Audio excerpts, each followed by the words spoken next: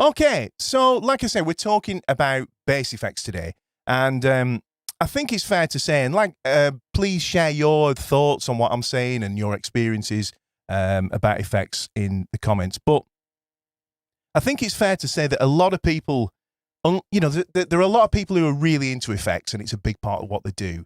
And then there are a lot of people who kind of don't really ever get into it at all. And I think a lot of it is kind of a shame because there is a lot of creativity in, sort of bending the tonal palette, if you like. You can do a lot with your hands, and you can do a lot with, things like different strings and different setups and things like that. But effects are kind of just this icing on the cake. They can inspire to do things. I've talked about this before. So what I wanted to do today was talk about my approach to effects and how I kind of build a patch or a pedal board, if they were real pedals, from the ground up. Just before I crack on, if anyone's just joined the stream, Jan's just going to give you a shout out. Is there anyone, Jan? Well, yeah, I mean, Mark Smith's just actually asked a question. He says, Okay. as a beginner, shouldn't we concentrate on fretboard, chords, basic blues, walking bass lines, etc., and not spending money on pedals we don't actually need? Well, that's me told then, innit? Right, okay, well, we'll do that then. So, yeah, I mean, obviously, I'm not saying do this instead of doing that, but it's something that people ask about a lot, and actually, of course, yeah, that's totally the thing. I wouldn't suggest to a beginner on day one, right, first thing you got to do is buy some effects and understand how to use them. That's I'm not saying that at all. This is an additional thing. And it's a fun thing to get into. Yeah, and if you were to choose one or the other, it's going to be effects. No. He's actually laughing now, is Mark? I love it. I thought I was getting an early Sunday lunch then. But what I will say is, with that in mind, because I'm very conscious of people's budgets and things like that. I mean, I used to teach at college, and that was one of the reasons that and there's a lot of young folk there, and that was one of the reasons I got really into kind of playing cheaper basses. Is I didn't like the idea that people had to, youngsters felt like they had to wait till they could afford this great instrument or whatever. So you can do a lot with a little, and that's what this guy over here is, the little Zoom B1X4. This is the B1X4. I think they're out of stock at the minute, but the B14, which is the same thing, without that, which is kind of handier actually for kind of traveling and stuff. I think they're only it's still a lot of money, but like £69 or something like that. I'm not sure what that is in dollars, but what I have done, just being straight, I pinned a couple of links. If anyone is interested in checking these out, then they are affiliated links, so we get a few pence back for the channel, and it doesn't cost you any more. But there's a US link, which I think is like a worldwide one, and there's a UK one. I'm just actually putting them in the chat as well, just in case anybody can't. Yeah, thanks, Jan. Find them. All right, so let's just kind of like dive in and let me give you some examples. So here is my bass, completely. Wait a minute, completely nothing actually. What is that? One sec. I've got to remove something over here. It's all good. Tell him a joke. I'm only kidding, Jan. Hang on. I'm rubbish at jokes. I was telling back to front. Now, what is happening? Wolf424 actually says effects are opening new ways for creativity, aren't they? They sure are. Definitely, yeah. Yeah, I've got a lot of digital noise over here, so I'm very sorry for messing around a little bit here. But if I don't do it, then. David Milne absolutely agrees with Wolf. He says, yeah, absolutely. And Seth says he definitely wants to look into one of those pedals. They're great. And like I say, if you do, really appreciate anyone using that link, because like I say, it's a tiny amount that we get back, but every little helps, especially with the new PC right now, Sorry, Doug just says, I'm as green as they get, but the B1 has made my learning more enjoyable. That's another way to look at it, isn't it? Absolutely. So what I'll do, if you stick around, as we get to the end of the lesson, I'll talk a little bit more specifically about that unit, because if I do that now, I might lose the thread of the just general effects thing. So do, because it is a really useful thing, right? All right, so here is my bass, completely DI'd, right? So that should be absolutely no effects at all, right? So it's a little bit kind of thin sounding. It's, hang on, let me just check there's no EQ or weirdness going on there. No. So what I'm going to do is just load up something like I might normally use when I'm doing YouTube videos, okay? If I can. Hang on.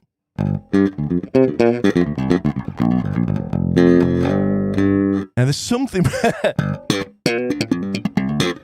something weird going on, Jan, actually, and no joke. It sounds. Well, it can't sound too bad because Seth says great tone. Well, thank you very much. What is happening? Just give me a minute. What's gonna happen is we're gonna lose sound for a minute, right? When I'm gonna restart the. Well, actually, hang on. Gary says the Zooms are great units. A lot of people like them. Yeah, for some reason, something funky happening with my bass. Not what it should be. Hang on.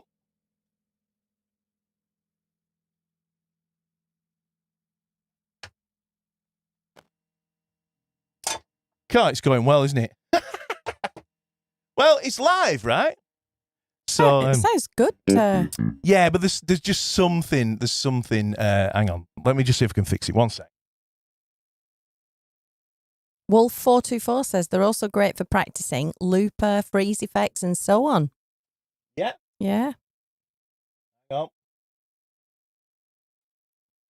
And Sam's tinkering around says that the B1 is $120 on Amazon. Okay.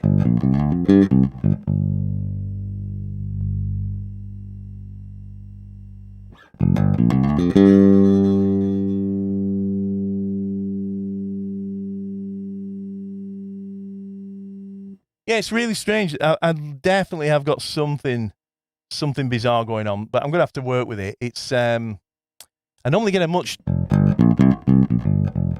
it's normally a much fuller sound, so I can't really explain it. So that's the kind of tone that I'd normally use, apart from it being a bit weird, on my YouTube videos. Right now on the screen now, you should see what I've got going on, and this isn't being used. You can ignore that. I've got compression, right, and I've got a little bit of reverb going on. If I turn the reverb up, listen to this. This is with it off, right? And now if I turn it on and turn the mix really loud, you'll hear what's going on, right? Okay, so I just used the tiniest bit of that, and the reason is, let me just dial that down a bit, see? Something like that. The reason is because I'm just plugged into the headphones and it sounds really, really DI'd. So just adding that little bit of room, it really helps. So what I'm going to do is just talk about effects types, if you like, first, right? Kind of groups of effects. So we've got, let's start with EQ, right? So EQ is probably the most used effect, I would say, if you want to call it that, equalization. And a lot of basses have, bass and treble controls and things like that. I'm sure most of you out there are familiar with this to some degree or other, right? Whether it's a tone control that kind of rolls off the high end or whatever. So that's EQ. And there's a link, Janet, if you can put this link in the chat, there's a video that I made some time ago. Some of you might have been on the workshop, and it was a tone workshop, how to get great different tones and we talk quite a lot about EQ on there, you know. So I'm not really going to go too much into EQ, but EQ is what I really need to help me out right now. And for some reason, like I said, there is definitely some phasey thing going on with my effects. But what I'm going to do, this is probably a great example of how to try and use EQ to fix that. Even though I've got EQ on the bass, it's really troubling me, this. So let's have a look. Let me put this on the screen. What I'm going to do is, don't worry about like all the technical stuff that's going on here at all at the minute. But in this empty box, I'm going to try and fix what sounds a bit lightweight bass-wise with some EQ, right? So I think in this unit, it's under filter, okay? And do you know, I'm just going to use, it looks like there's just a low EQ, which might be kind of cool. Let's try that. All right. And so let me play. Right, it's making it drive a little bit, actually. So let's see, it's shelf, and there's the frequency it's working on, right? So definitely something. Let me just try a different bass, guys. Jan, anybody else got any questions? Super chat. Amazing. David has just, David Mill, no question, just a nice super chat from David. You might drop a question in a minute, maybe. Oh, yes, that's what you did last time, David. Yes. Thanks so much for the super chat. Thank you, David. We've also got, because again, it's this name. You laugh at me when I'm trying to pronounce some of these names. I'm really sorry if I pronounce it wrong. Anurada Bodinayaka. I'm sorry. That's a really good attempt, better than mine. I'm really sorry. Thank welcome, you so much. Welcome, yeah. Good evening, sir. I'm Sri Lanka. Oh, yeah, right. Yes. Amazing. You were here last week, and yes. I'm really, really sorry about the pronunciation. Like I say, much better than my attempt will be. This is a very relaxed stream today. It's all going wrong. We could like end up just like cracking up a few beers and just chilling out, I think, you know. So, yeah, and any more, Jan? Yeah, we've got Kev Mack. Greetings from Providence, Rhode Island. Amazing. And I don't recognise your name, Kev. Are you new here? Have you been here before, but not sort of posted? But great to have you here. Absolutely. So I'm like seeing if changing a bass makes any difference at all. Let's try that. Right. So there's something weird going on with the aria. How about that? I'm glad I've sorted it. Mind you, I have changed input on the mixer as well. Okay, right, we're back. I can enjoy the stream now. That was going to do my head in, man. All right, okay. So let's, as you were, folks, let's carry on. Right. So this is the sound that I would normally kind of use, right? It's just got a little bit of compression on and a little bit of reverb. And I was just going through the different types, right? So we've talked about EQ. I was reaching for some bottom end, some bass a minute ago with the other bass, but for some reason it wasn't fixing it. I think it's something with the channel on the mixer. So I'm going to leave EQ because I think most of us use that already. If you've got an amp that's got bass and treble on and stuff, you're doing something with EQ, and it's quite an in-depth topic if you really want to get into it, right? We could do a whole hour on EQ. So another kind of group of effects, and I'm going to line this up with what's on the actual Zoom B1 because it kind of categorizes them in a really good way, is dynamics. So this is probably one of the first kind of types of effects that people start talking about, or if you've just got into bass playing or whatever, people will start talking to you about, like, oh, maybe you could use a bit of compression. Anybody heard of compression? Anybody use compression? I know a couple of people have mentioned they do already. Now, I didn't use compression for a long time, and I'm really glad of it. And I'll tell you why. Let me explain what compression does. In simple terms, it takes the dynamic range of of anything, but in our case, of your bass signal or your bass playing, right? And obviously you've got like really loud peaks when you hit the strings hard, and then you've got really kind of quiet bits either in between or when you play really softly, right? And that's like the dynamic range, you know, that kind of like distance, if you like, between the quietest parts and the absolute loudest. So let me just kind of try and demonstrate that. I'm going to turn the compressor off, right? And let's have a look. See if that kind of works. Is VORRED to do with compression? VOR? RED, or something to do with the effects. Fred Mulligan says VOR.RED. I wonder if it's a type? Is it? Maybe? Not sure. Maybe you could expand, Fred. Yeah, sure. All right, so here is, I've turned the compression off. Here's the bass with no compression. What compression does is kind of like squashes that dynamic range. But check it out. So I'm going to play from, let's see, really soft.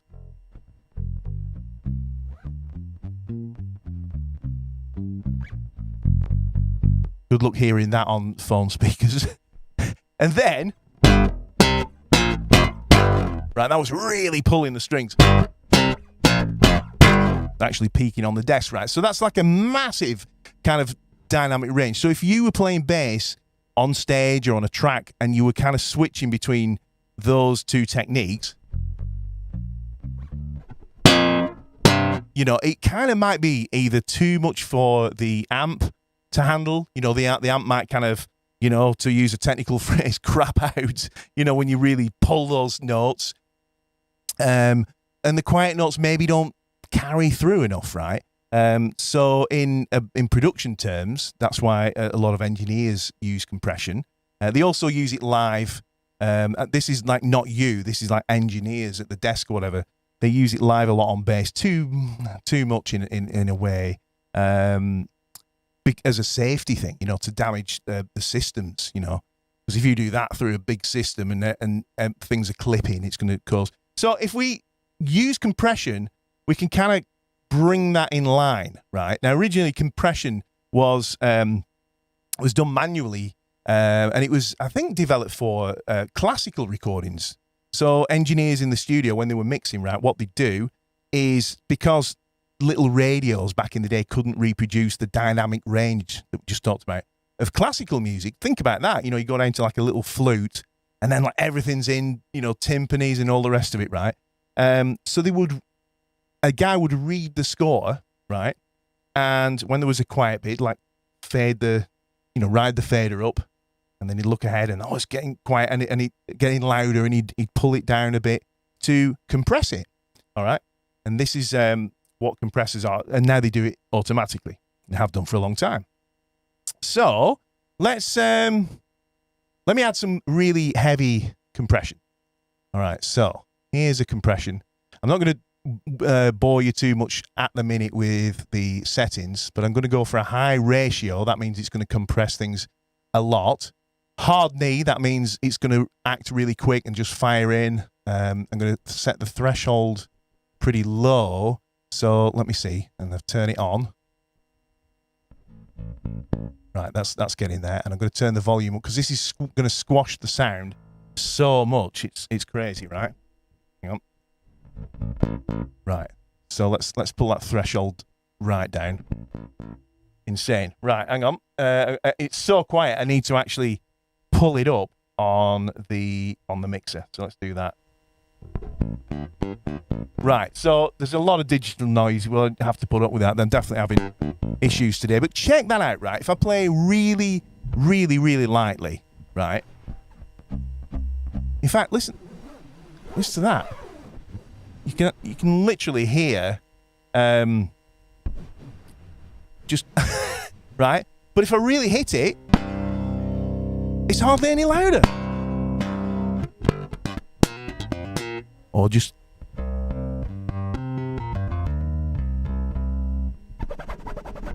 All right, so that is what compression does. And because of that, you can hear it's bringing all that horrible digital noise up. So I hope that kind of explains what compression does. That was a really extreme example. Now, it's too much, and you wouldn't generally use that. You could use that if you wanted to get a mad effect. I would never use that setting, where you wanted something to sustain forever. Check it out. Because it's almost coming louder, as it sustains. Just going to keep going. All right. So that's compression. Now let's calm the heck down here. Right. Let's turn that volume down so we get rid of that digital noise a bit, hopefully. And let's set it somewhere reasonable. Now, if you've never used compression, these are good kind of settings. A ratio of, I think, like 4:1. Okay. I'm going to leave it at hard knee. If you'd set it at soft, that would not be as kind of, you know, it wouldn't have as much of an impact on the attack, the quick notes. And the threshold, when the threshold's at 0, right, it's going to do nothing until you kind of hit 0. So basically, I'm going to pull that down so that it's going to start doing something a little earlier. Let's try that. Let me see. I'm not hearing much at all, so I'm going to bring that threshold down more.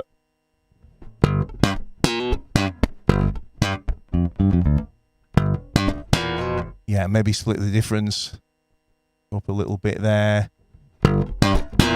Right, I'm really happy with that. So what's going on there is, it's squashing the dynamic range a little bit. Right, and which is great for things like YouTube, you know, listening to the sound of the bass through smaller speakers, because it's kind of like squashing everything down a little bit, and it's making it, you know, and that'll sit better in a track as well, right?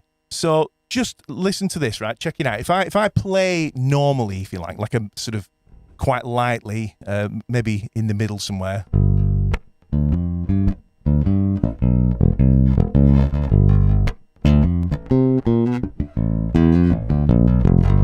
Right, it's not really doing an awful lot. It's just kind of sitting there, you know, just almost waiting for me to play something a little harder, right? So if I do that same thing and now do some loud pulls, they shouldn't, fingers crossed, jump out as crazily. They should kind of match a lot better, right?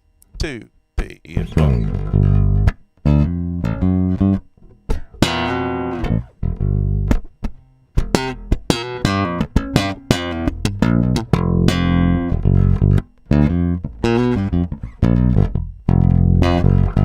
All right, so everything kind of matched a lot better. You know, it was kind of evened it out. So, real quick thing before I kind of move on from compression. I hope people are understanding what I'm saying about it, and please, you know, drop in the comments if you want any more clarity.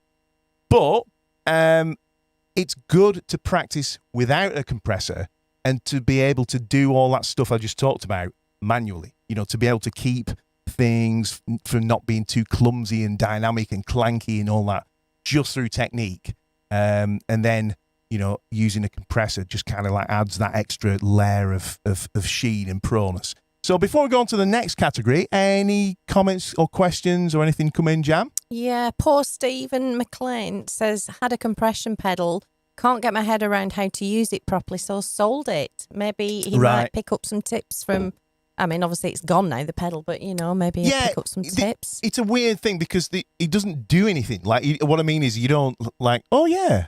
You know, you don't really hear much of a change. But that's what it's doing, you know. So the secret is with compression, you can use it creatively, by the way. Let me just quickly do that before we go into any more questions. Really quick. If I use heavier compression, not as mental as the first time, bring that threshold down again. So this is like pretty heavy. Let's see.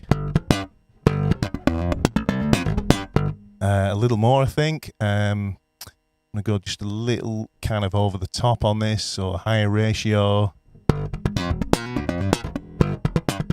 Yeah. Right, so now it's kind of cool. Actually, I'm going to change that hard knee to soft. Right, that's kind of cool, because what's happening now is I've changed that knee thing, which is, you know, to soft, right? And now it's letting this, you know, the attack come through a little more and then squashing it. So this should sound really kind of, you know, in your face, right?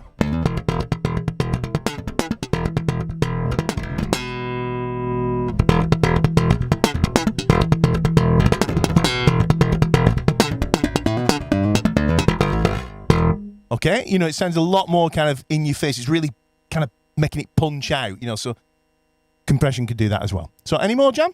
Yeah, Wolf424 says, isn't compression better at a smaller ratio to keep some dynamic unless you want to use it as a real effect like Joe Dart in Wolfpack? Yeah, so that's it. You can either use see the way I use it is is bordering on limiting the peaks a bit more. That's what I like to do. So I like to use a higher ratio, right, but not drop the threshold too far, so that it leaves most of my bass playing alone and just kind of cuts the spikes off, because that's the bit where I might lose control, in the heat of battle, if you like. You might start just digging in too hard, and I want it to more just limit that than kind of squash everything together. So that's my take on it. But yeah, you might use a lower ratio, like 2-to-1, but set the threshold a little lower too. Yeah. Pat Delaney says, I use compression just a touch, tightens everything up.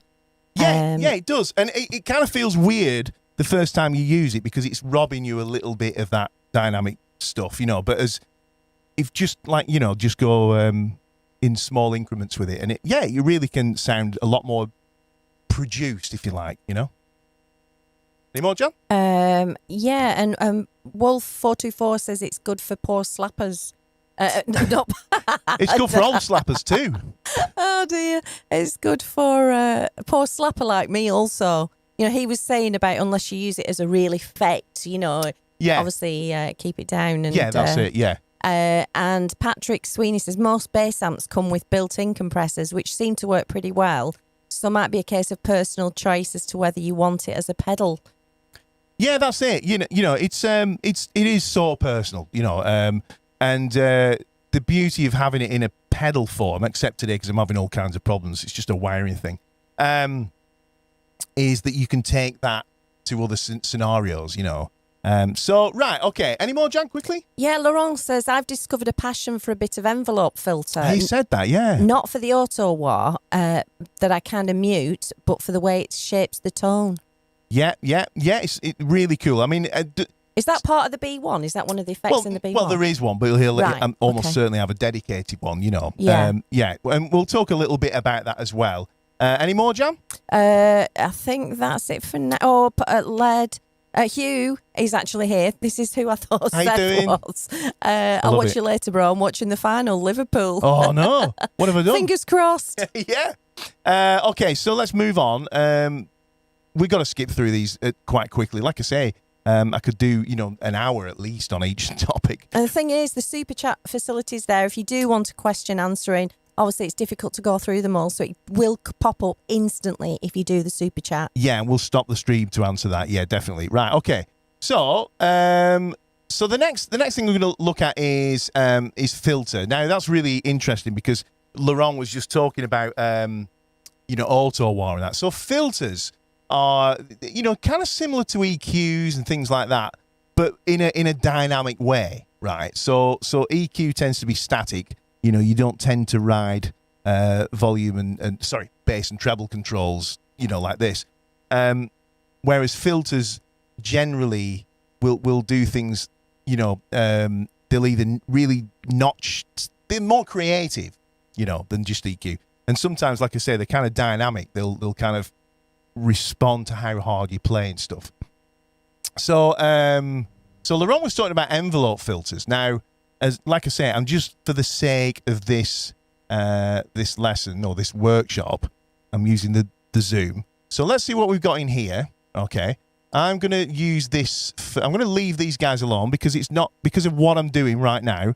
I want that little bit of compression for the stream, So I'm going to leave that on, and then what I'm going to do is use. This is like a virtual pedal effects board, if you like.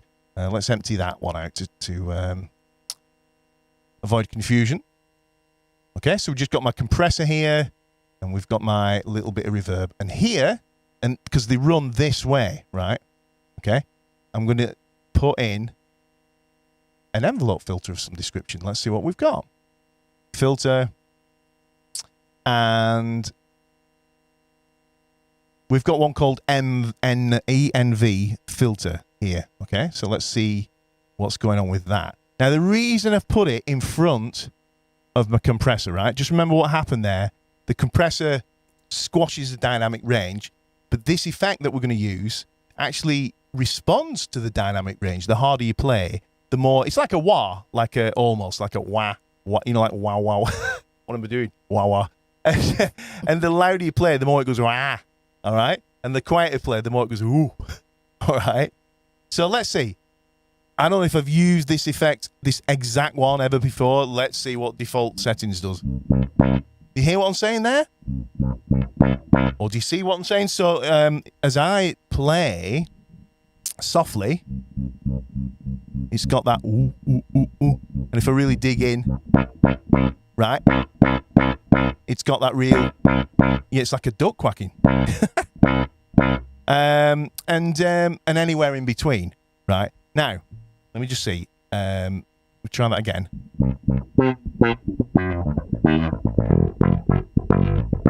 Okay, and because of that, if you play notes with an envelope, so this is an envelope filter, by the way. If you play notes like close together, you lose the effect. You've got to kind of let it go. It's like what's happening is, it's doing like a slow attack, you know, so you get this wah, right? Might even be able to slow it down. Let me try and slow the attack down. All right. Wah. Okay. That was with a slower attack. Do that again, Scott. Wah. Right. Okay. So I know you're thinking like, what the hell would I do with that sound, right? But funnily enough, envelope filter is bass players, you know, like a lot of bass players' favorite effect. Now, let's just kind of dial that in a little bit. Let's put that up on the screen. Now, that was the attack really slow, which means the wah happens slowly. Up at the top, it reaches that peak a lot more quickly. Threshold, let's turn that up so it doesn't, it must be the other way. Let's see.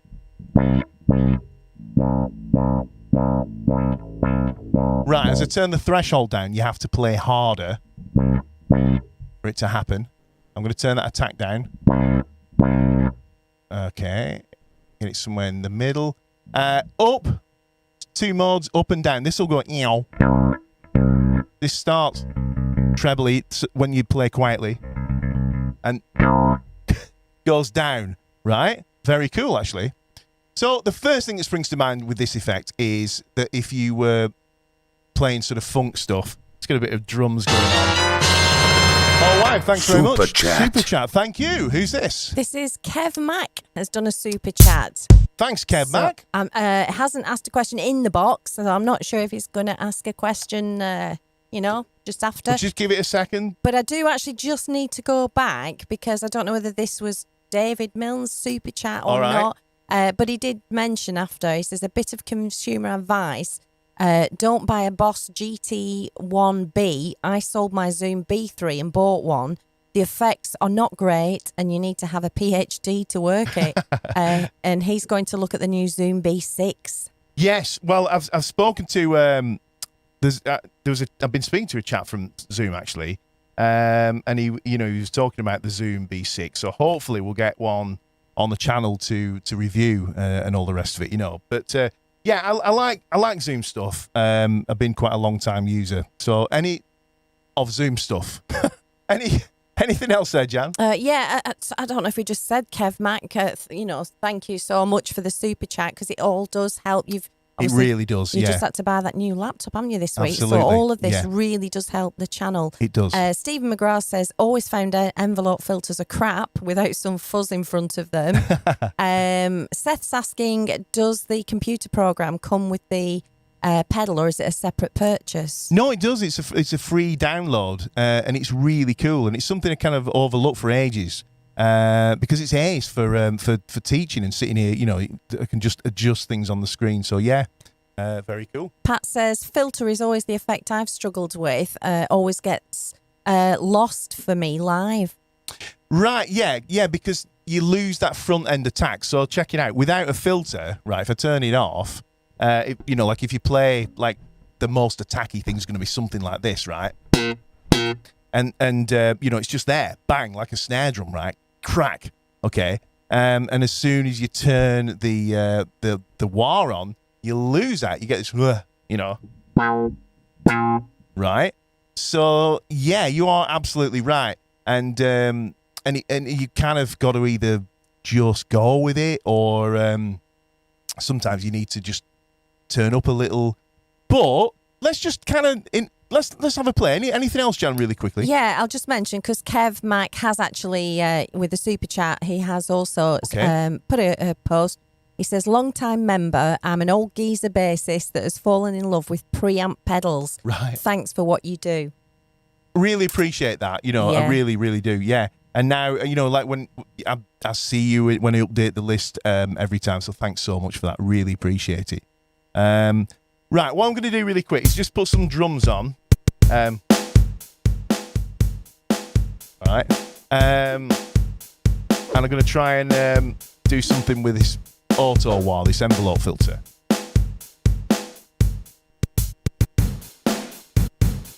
Let's do with that. Rock rhythm. What about that? This will be challenging.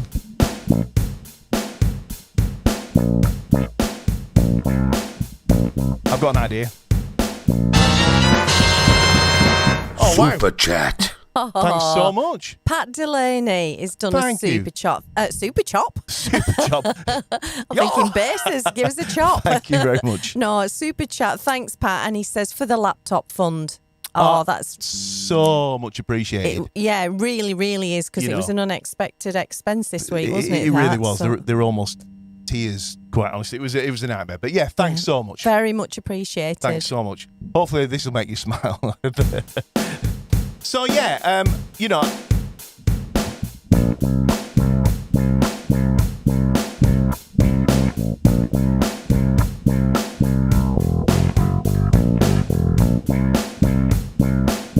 Right, so I'm not going to say that would be my first choice of tone for that tune, but it creates an interesting palette. You know, like if you play it, if you're careful with it, you know, it can sound cool. It sounds kind of silly if you go, you know, but use it in context and ride that dynamic thing, and it works really great. It's instantly like, you know, got that kind of P-funk, you know, bootsy kind of thing. If you kind of use it a bit more extreme. Let's try that. You know,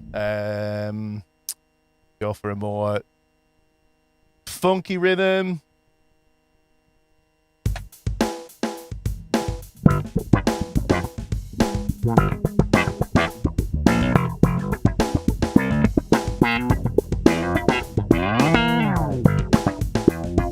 I'm having too much fun. I didn't want to stop I'm doing liking that. I'm dancing about on my chair again. Right. So the other thing is, is to be bold as well. If you're gonna use an effect like that, then use it. You know, then like go with it. You know, imagine you've got the you know, the gold spangly flipping shades on and stuff, right? You know, so yeah. So that's envelope filter. Like I say, I'm gonna have to rush through. I'm so sorry we had so many technical problems at the beginning. And other filters, I'll just kind of like give you some examples of what they sound like, right? Let's have a look. So these are all like variants on the same kind of thing. And then we've got step filter, totally different thing, this, right? Actually, do you know what? There's so many effects. You know, so that's getting into the realms where, you know, like I said before, when people are really, really into effects and stuff. I like that one. It's really cool. And I assume that will sync because it's inside the drums are happening from inside here, by the way, you know. So I bet, right, yeah. So it's syncing. How cool is that? The tempo of that weird filter. I'm just playing one note, right? And it's syncing to the drum machine tempo. So check this out. Let me turn that up. Am I right? No, it's not syncing at all. Talking at me backside. I bet you can, though. Let's have a look. Hang on. See if we can set the speed to sync. There we go. Right, check it out. Yeah, you can. So you can have it. You can have it sync to. Oh no! Super chat. Thank you so much. Oh, wow. Stephen McLean says, I had to buy a new amp last week, so here's a bit to the laptop fund. Yeah. Utterly amazing, Thank guys. Thank you so much, Stephen. So cool. Thank you so much. The reason I'm going very vague is that's it, right? Yeah. Thank you so much. Really appreciate it. Really do. Right. So now it's syncing, right, to the thing.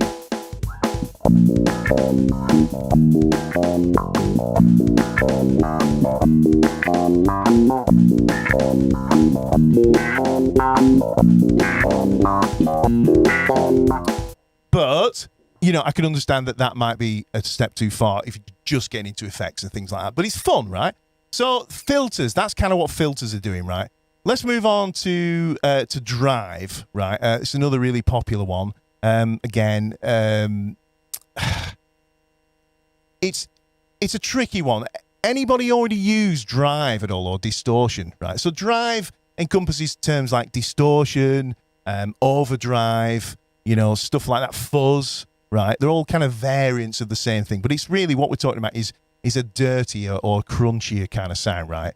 Now, few things to bear in mind with this. Let me dial some in. If you're not using an amp, if you're doing what I'm doing and going straight into speakers, right? You know, straight into a desk or whatever, drive doesn't sound that great unless that you're going for a particular tone, right? What you get is this kind of, let's have a look. Try that one. I actually love that drive. I love that effect. It's this one here. But the problem is, can you hear how the trebles kind of, it's got that fizz.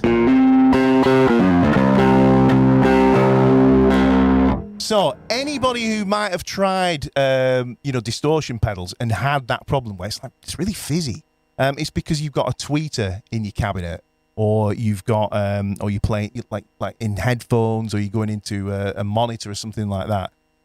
So it doesn't play well with those kind of like, which I like. Super chat. Thanks so much. Thanks a million, in fact. Who's that? Oh, wow. That's Stephen McGrath. Cheers. Bless. Oh, man. Thanks so much. Few bob for the laptop fund. The Zoom B3 is my favourite pedal the last few years. Agree with everyone. You need a PhD for the Boss and Line 6 stuff. Oh, dear. Yeah, the Zoom's great. I am going to actually definitely, right, be doing some videos, you know, some pre-recorded videos on the Zoom and the way I use it, you know, so get more in depth on that. And thanks so much, Stephen, for that. Much appreciated. Very much appreciated. So what you need to do in that case is either, you know, if you want to use distortion, is things like turn the tweeter off, you know, or in my case, what I do, excuse me, and a lot of people aren't into modeling, right? But I don't mean that kind of modeling. I don't think I'd have a successful career at that. But I'm going to choose a virtual cabinet, right? So let's just dial in that 8x10. Don't worry about these specifics. But what I've done here, right at the end of the chain, remember the signal goes this way, is I've dialed in a virtual or you know, pretend speaker, right? So check it out. Let's turn it off, do the distortion thing again. I'm going to crank the tone so you can hear that fizzy sort of quality. Right.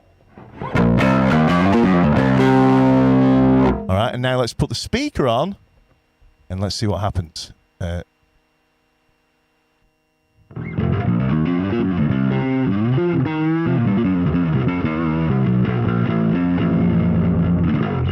All right, I could even crank that tone a little more now, maybe. You know, let's have a do.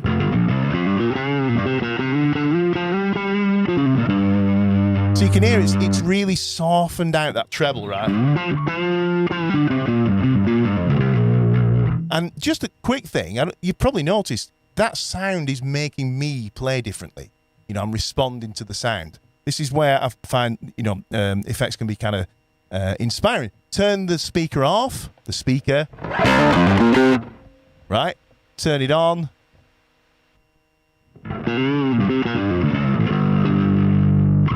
All right, so if you're gonna use Drive, you really need, in my opinion, to use some kind of speaker emulation. Now, the other thing is, For me, as you know, a bassist like we all are, what's really important is, I think this is more so on bass than guitar, definitely, is that distortion acts a little bit like compression, right? It kind of squashes everything. And it also does the thing that Pat was talking about, and about the filters, where it robs you of the attack, that front end, right? So when you go to play a note and you expect it to go bang, right? Let's turn the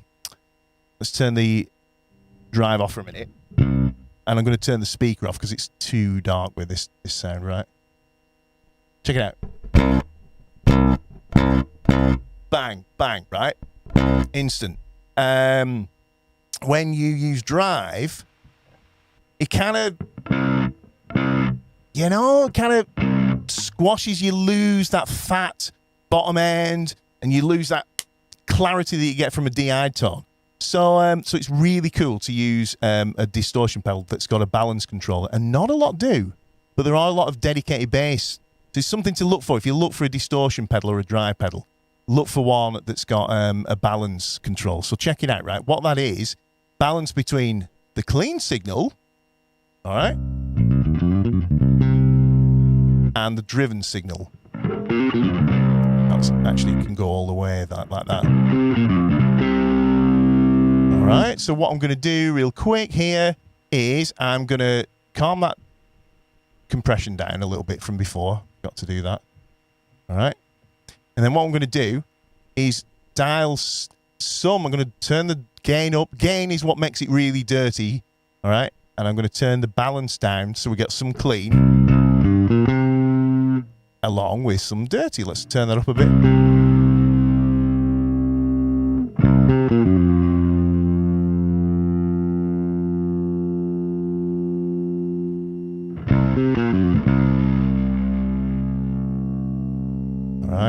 Bit more. So what I've got now is a mix of, the clean signal and the distorted signal, and that sounds like this.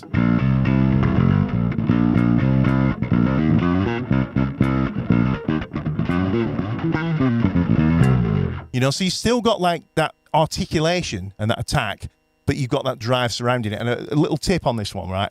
I like to use that kind of thing like in choruses on big numbers, big songs, right? Where what I'll do is have a patch set up that's got no distortion, and then another patch where the clean volume of the bass stays the same, and the distortion just kind of comes in extra, like around it, and it just gives you this lift, So like if I can demonstrate that with one hand. Super chat. Another Amazing. one. Thank you so much. Who's that? Wowzers, this is Doug. Oh, thanks, Doug. Thanks so much. Hang on. Super chat. That's amazing. Yeah, this is so amazing. helpful, man. It's so good. Thank you. So, Doug, thank you for the super chat. And Rory has done a super chat too. He says, Thank you you, are mate. Legends. I should be like super chatting him. He was helping me actually yesterday. He'll attest to this, these issues I've been having. It's all good. I mean, it's like what I mean is from now on, everything is better than it was before. But thank you so much. Yeah, thanks, Thank Rory. you. Thanks, Doug. Really appreciate it. So what I'm going to do is try and play with one hand. Sorry, Doug said for the laptop, my friend. Thank you so much, Doug. Thank you. Thank you, everybody that's super chatty today. Thank you so It's much. incredible. It's quite touching, actually, Right, okay, so here's just playing with no drive. Right, so...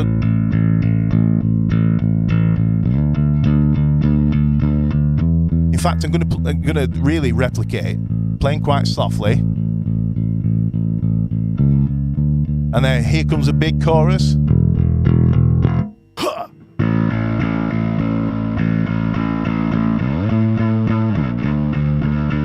It really just kind of lifted it, I played harder as well, but it just added this kind of sheen. And in a mix, you can go really quite over the top with that, actually, So, okay, that is all I'm going to do on Drive. It's a long one today. I do apologise.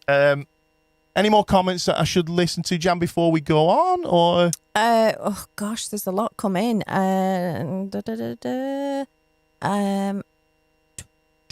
One did make me laugh, actually. I can't find it now. I'm sorry. See if I can.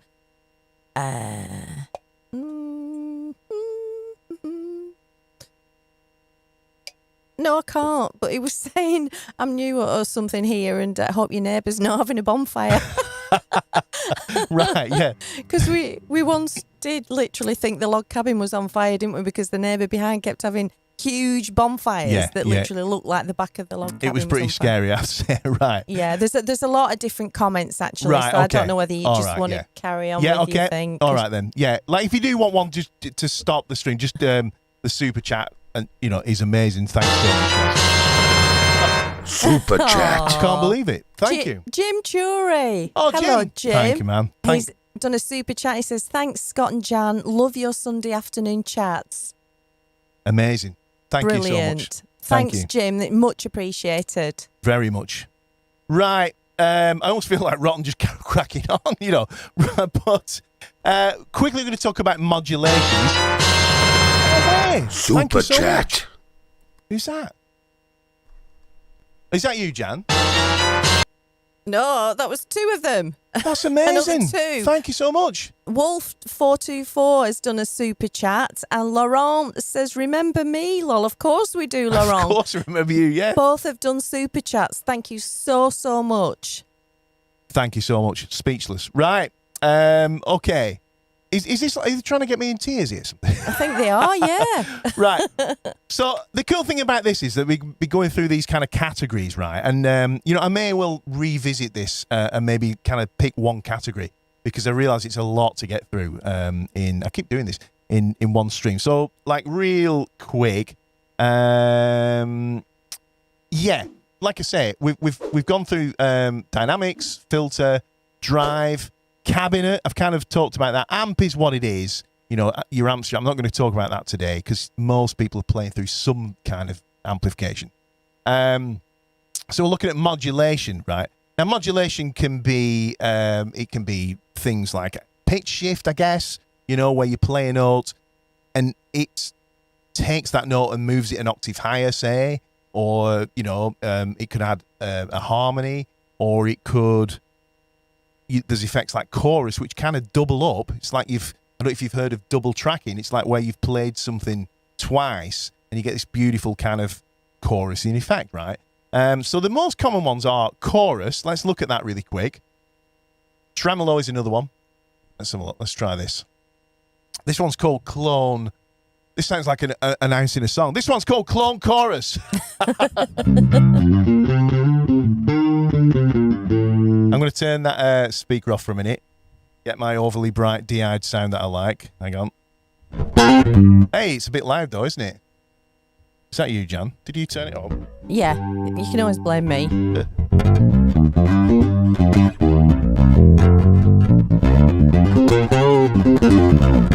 So what's going on there is you've got the original signal with a slightly delayed signal. And the delayed signal, the pitch is wavering up and down like this, right? Okay, it's at a fixed rate on this particular, you don't have to pay any more interest for 5 years. On this control. So that's controlling the speed at which it does what it does. Can you hear it wobbling up and down like that? All right. So, and that's quite extreme. So the depth, there's only 2 settings here. There's that, where it's not doing a lot, and that's where it's very full on, right? But this is a modelled pedal. It's I don't know, clone chorus. There's one called clone. I'm not big on vintage pedals, right? So I keep thinking of the Paul McCartney song. What is it, Frogs Chorus or something? Every time you're talking about this. All right. What is it? What have you been drinking, Jan? Nothing. That's nothing. So there we go. That's quite a slow rate. The tone's quite high. It's quite, the depth is set to the maximum. And that sounds like this.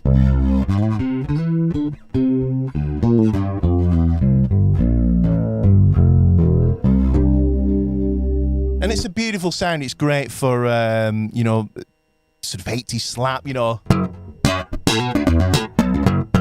It's great for big country, funnily enough. I'm not going to pick it, but it's got that Tony Butler vibe about it. It's great for a lot. It's great for just slow kind of.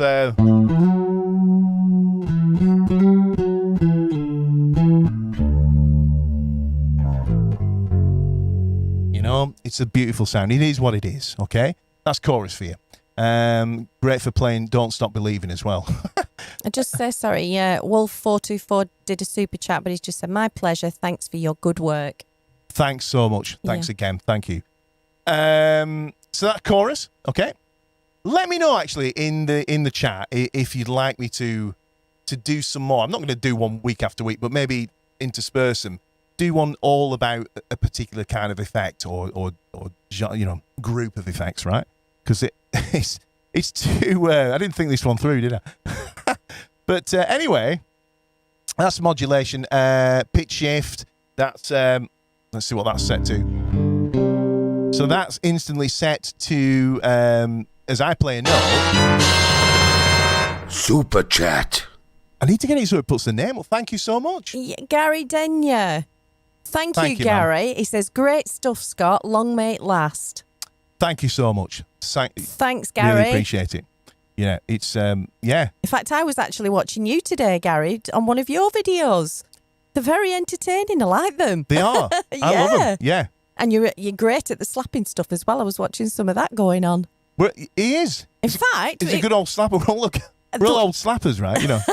There was the video that I was watching. It was either today or yesterday, I think. I've not been stalking you, but it was the first bass that you'd built. That was the one that I was watching. I've not seen that one. Yeah, it was the very first bass that he built, and he didn't really have the tools and everything. And but yeah, he made a great job. By the way, Gaz Bass, check him out. While he's on there, I don't know if you've got a link to a video or something.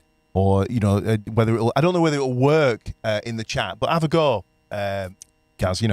Right. Thanks so much for that. Yes. Okay. Calling you like by too familiar a name there. Sorry about that. Just locked into your channel name. Right. So and your brand. So here we go. We were looking at pitch shift, which it takes the note you're playing. This one's going up 7 semitones, right? And it's adding that to what I'm playing, right? So I can turn the balance all the way up, all right? If I get rid of that, that is. And then that should just be the... right? So this is, again, it's perhaps not something you might use off the bat. It's just if you're getting really creative, there's a ton of stuff you can do with that. I'm not keen on that one, mate. No, if I take it up 2 octaves, it's not much to do with the bass anymore. But anyway, that's pitch shift. And of course, you can go the other way, and that does start to get more usable, right? And there are different kinds of pitch shifters. I'm going to go down -12, right? And that's getting some serious depth in there. Let me see. So if that's kind of cool, right? Because you got this.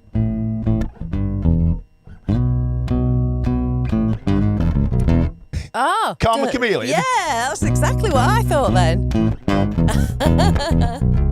Never played that before. Can I just say, there's a few people now not quite sure how the super chat works. Okay. So just sorry, I'm just interrupting. But if below the chat where you would actually type something, well, this is how it is on my screen. Where you would chat something, make a comment. Below that, there should be like emoji sign, and then there should be a $sign in a box. So if you click on that, then obviously that sort of goes straight to the top. It comes up in a big green or yellow highlighted box. Yeah, in fact, if I put it up on the screen, there's you, Jan, live. But here, let me think now. I think this will work. Oh, no, this. Jim Cheery says it's at the top. Oh, is it on? Maybe on an app it's different, but that's the thing you're looking for. It's this little symbol here. Actually, when you say it's not very clear, is it? But it's that little guy there. Yeah, $sign in a square box. And it says, show your support for Scott Whitley bass lessons. No idea who that is. But yeah, that's what it is. Yeah. So I might get maybe make that part of my little intro video where it can show you what to do. So I tell you what, I mean, let's rally through. Crikey, is that so? All right. We're gonna have to do a part 2. It's just crazy. So I tell you what I'm gonna do. I'm not gonna delay and reverb. Let's do those. Right, delay. Delay is what you might know as echo, or you might know it as delay. Let's see what we've got here. right? So that's just taking a note and repeating it. And there are a load. I'm definitely going to do, I've already planned to do one, a lesson on delays, by the way, because you can get really, really creative with delays. Amazing. Guitarists use them all the time, you know, but bass players not as much so, but it's really fun to borrow from what. So like I say, I play one note. This is just what came up on the preset, right? And if I... So the first thing you can do is just play in time with that, you know.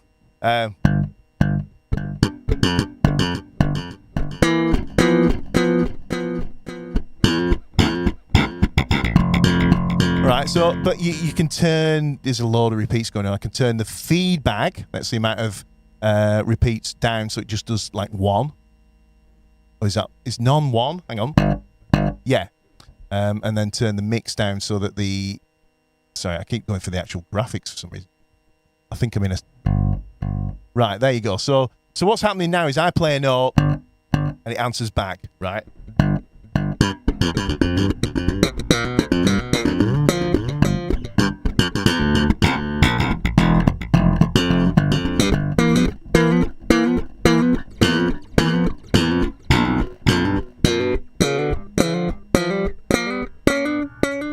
Really cool, a lot of fun, you know, and it's good for kind of working on your timing as well and stuff. But again, that's just a fun thing. I don't know how much I'd use that in a live setting. Is that what Bruce uses with his guitar for Big Country? Delays are a big part of the Big Country thing. Yeah, let me just quickly. Because he doesn't play all the notes, does he? He uses delay notes as well as the notes. Yeah. Like I say, the edge and a lot of. Right. So you hear that?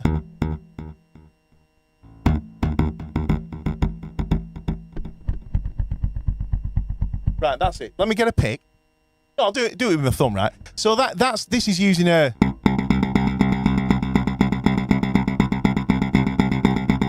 So I've set like a triplet delay up so that when I just play this.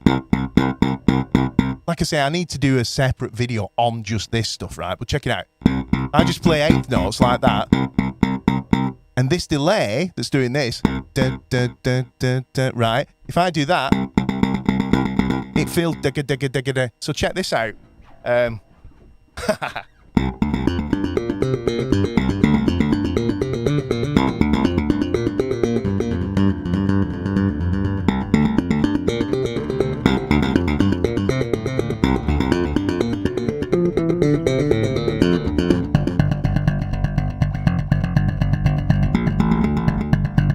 Really cool. It's a lot of fun, and it's a good workout for your timing as well. Because if you go out of time, you know,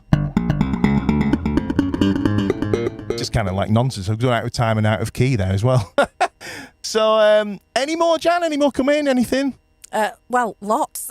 Oh, no way. Right. But one thing, Stephen McLean says, I'd really appreciate a tutorial about overdrive, because you were talking about doing other tutorials on, you know, the various things. So overdrive is one of the ones that he would, you know. Yeah, I'm thinking, you know, and it's really hard, this, by the way, when you've only got like, you know, one live stream and one video a week to do all the topics I want to do. And that's where, you know, these courses I'm going to make are going to come in.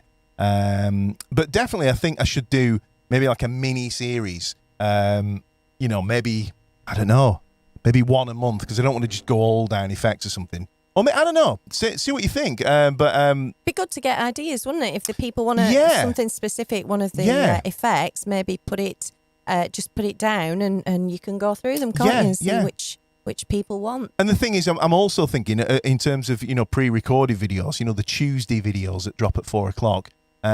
I'm doing like a PDF download with those now, and I could also be using this software. If I did a video on distortion, I can also make available, you know, all the patches that I'm using. If anyone's got one of those guys, you know, that, you know, so, yeah. All right. So that's delay. That's what it is. You know, you can hear what that's an effect that you can really hear what it's doing. How you use it creatively is up to you. And reverb, you'll know what this sound is because it's what you hear. And reverb is what you might call it in America and stuff. Okay, just sounds like you're in a big space. Okay, and you know, I like that for playing, you know, like melodies and stuff.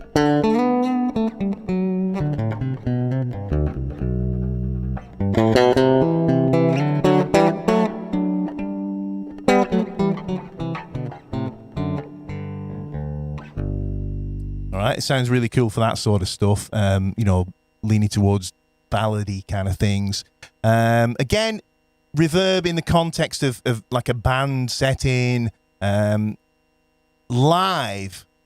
You know, it's hard work. I mean, I was really stubborn and copied, you know, an effect that was on one of Tony Butler's bass lines.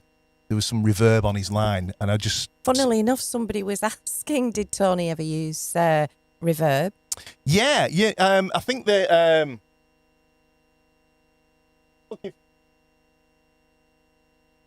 Just looking for a pic, Jan. Hang on. I've got a paintbrush, if that's any use. We'll try it. Have you got a clean one? Are you not using them? You wreck them. Indian giver. Right, so, Which do you want? Sorry. A round brush? Anything, like, yeah. So yeah, it was a bass line. What's the song called? Let me play the line, see if anybody, I don't know if we've got any big country, yeah, we have actually, fans in the house. I'm going to pull. So it was, yeah. It was Gary Denyer actually asked. Oh, was it? Did Tony ever use delay? Yeah, let me just try and dial in real quick. I'll show you what I'm doing actually. I'm going to put a bit of modulation, bit of clone chorus over here on this guy. And I'm going to put the reverb at the end of everything.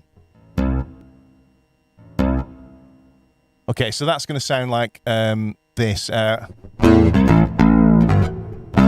was it?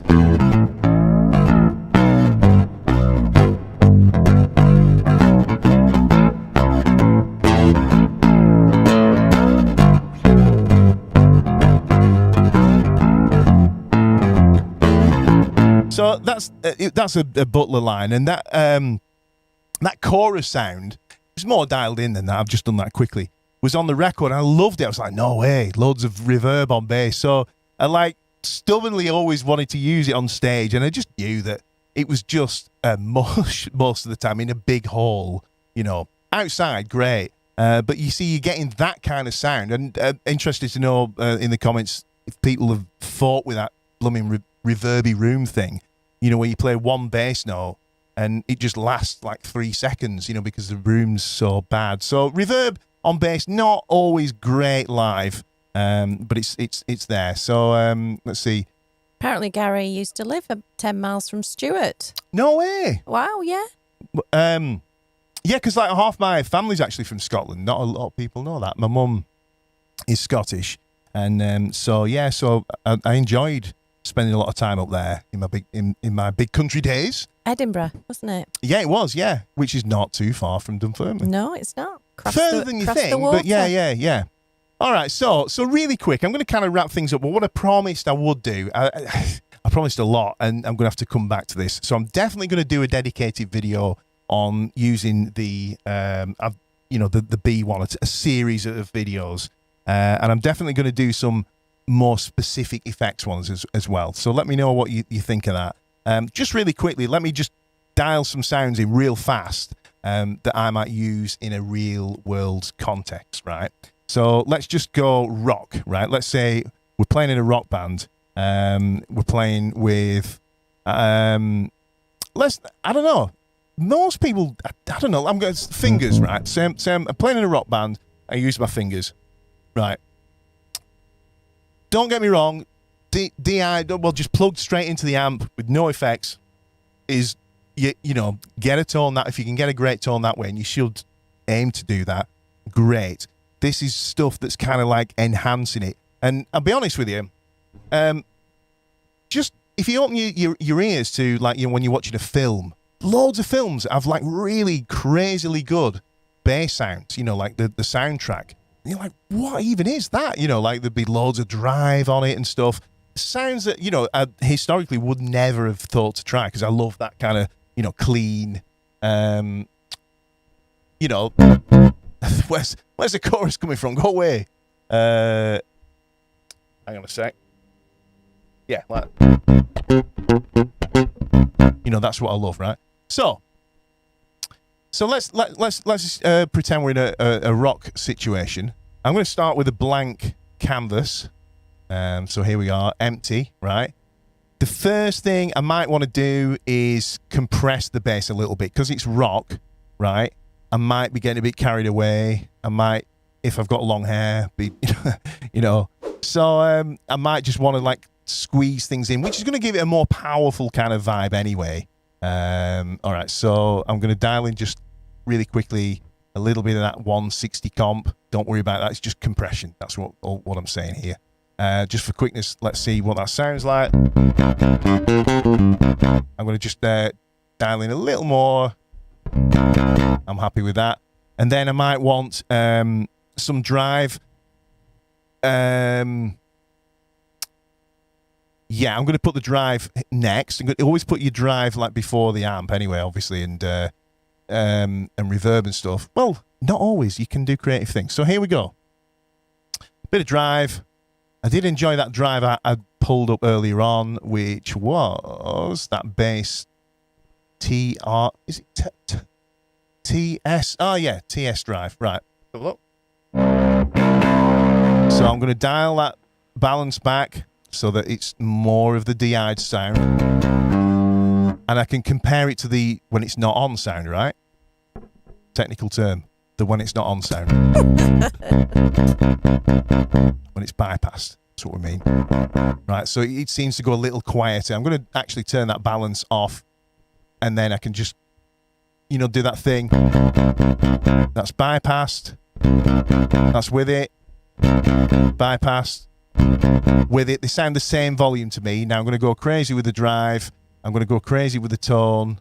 I'm going to dial the balance of the driven sound so that it mixes in with the clean, right? A little more.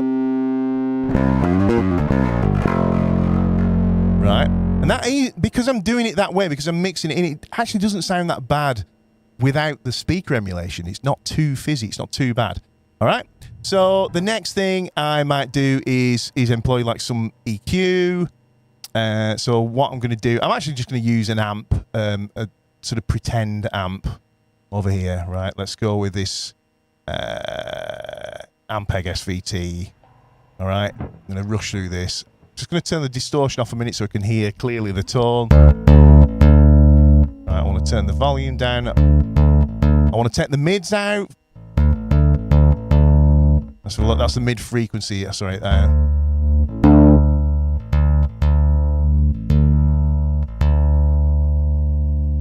Okay. I'm gonna use a speaker. Let's go the whole hog here, right? So this is. You might use your real amp, obviously, or cabinet. I'm going to go with that SVT 810. So now we've got like dynamics, compression, drive. We've got into the amp. So that's like two effects on the floor, effectively, right? The last part of the chain is just what you probably have already, an amp, right? So let me dial that in a bit. I want some more.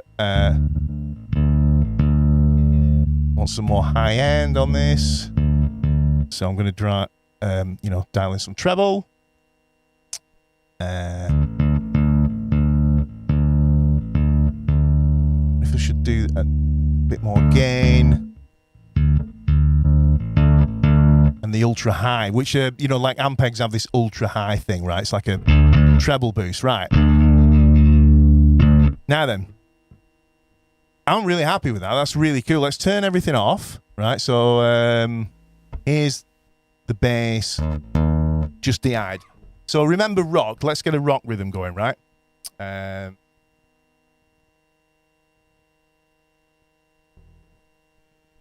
Just dial one in.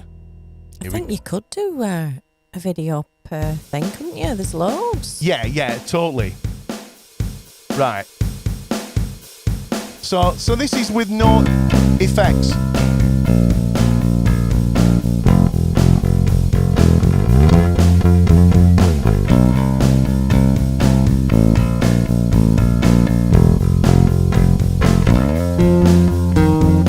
All right, and I'm purposely being, you know, I'm kind of like almost slapping the strings to give it that almost pick attack kind of thing, right? So let's dial in the new sound, minus the drive. All right, so let's see how that compares. Here we go. Hang on, there's something missing there. There we go. Right, 2, 3.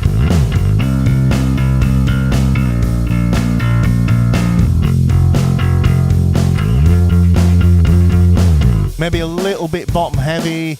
Just going to pull a bit of bottom end out from that. Bit of low end, you know.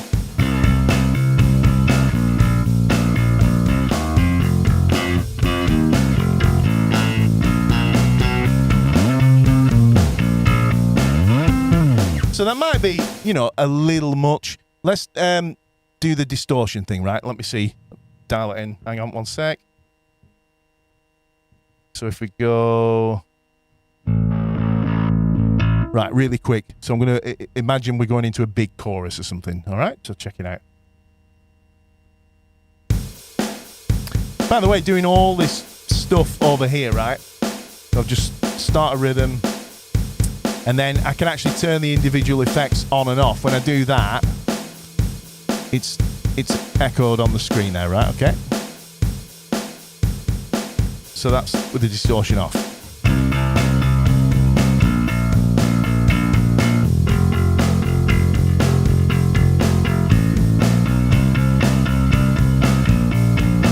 And we're going to do this. 2,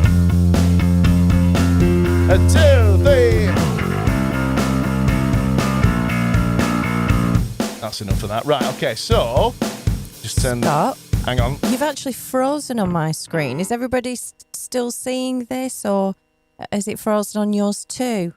Well, we shall see. We'll see. Yeah. It still says it's streaming, so... Must be something on mine. So we'll see. We'll see what's happening. Just see if any more comments come in. But yeah, you can see the difference that makes. If you can still hear me, that is, and see me. You can still see the difference. Oh, it's all good. All yeah, good. I was reading something there. You can hear the difference between the straight sound and the affected sound. You know, good or bad. It definitely can take what you're already doing and enhance it. Let me just do... let me do one more real quick one. Let me think using effects. Because I don't use, like I say, I don't use a lot of effects, but that I think was quite an effective use of effects. Very quickly dialed that in. It could be a lot better. Let's go for a kind of slap thing, right? Okay, so let's start with another blank canvas. All right.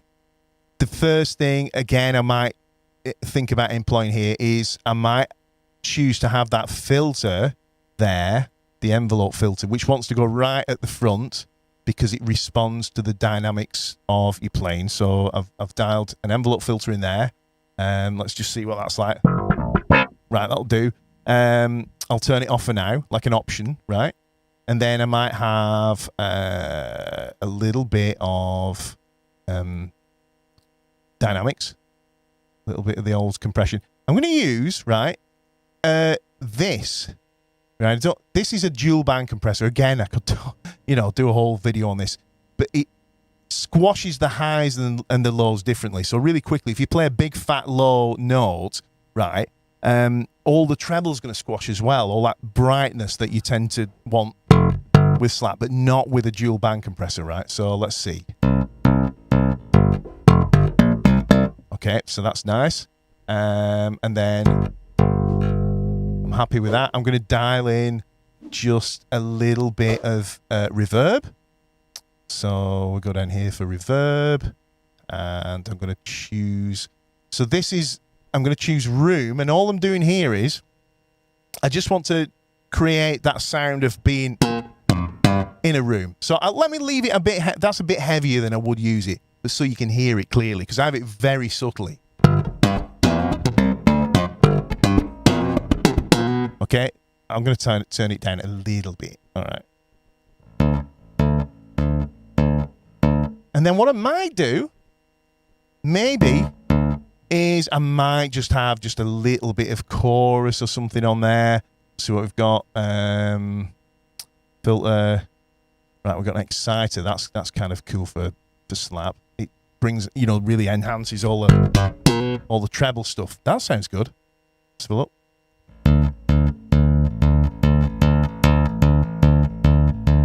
So this is kind of adding harmonics that aren't there, right? It's kind of, use exciters a lot in the studio as like fairy dust, right? Okay, so let's have a see.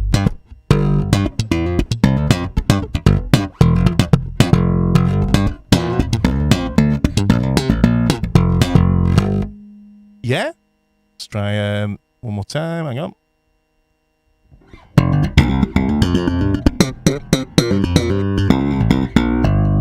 Okay, that also works great for like fingerstyle. But that's if you want that really, really bright kind of sound, okay? So that, again, turn all that stuff off. All right? Sounds, it's not going to sound any different, right? Right? But if I turn it all on, I wish I could do this more quickly. It's just more in your face. It's got more life about it, and stuff like that. So yeah, that's a couple of real world examples. I think we're gonna have to wrap things up. Kev Max has part Crazy. 2 and 3 for sure. Definitely, yeah. Let's leave it there. So, like I say, I try to be really prepared for these streams. Now you probably noticed I make notes. Today I just kind of had to do it on the fly, and it's a much bigger topic than I kind of realised, actually, because I don't think I've done one specifically on effects before. So, yeah, definitely going to leave it a little while and then do a part 2, a follow-up. And I think what I'll do is break it down into different types of effects. I think that's totally a thing. Would you agree, Jan? I think so. There seems an awful lot on there, doesn't there? Yeah. So I think that's kind of like it for today. Apologies, it's not been like quite the concise, punchy thing that we've been doing, but it's been really enjoyable to hang out with everyone. Hope there's been some information in there that's useful to you, or you just enjoyed listening to it. It's been great to receive the super chats. So genuinely helpful. Yeah. So yeah, amazing. Absolutely. I don't think there's much more to add. Anyone got anything to say that we should read out before we disappear? Well, there's lots of comments. I think you might have to just go through It's them too many, after after the occasion. Okay, yeah, but yeah. Seth says cheers and thanks, Janet and Scott. Thank you. Cheers. Yeah, but there's so many. Jim Chury, thanks, Scott and Jan. Loved it. Better Pleasure. than Toya and Robert's Sunday lunch. Crikey, I feel honoured. Yeah, absolutely.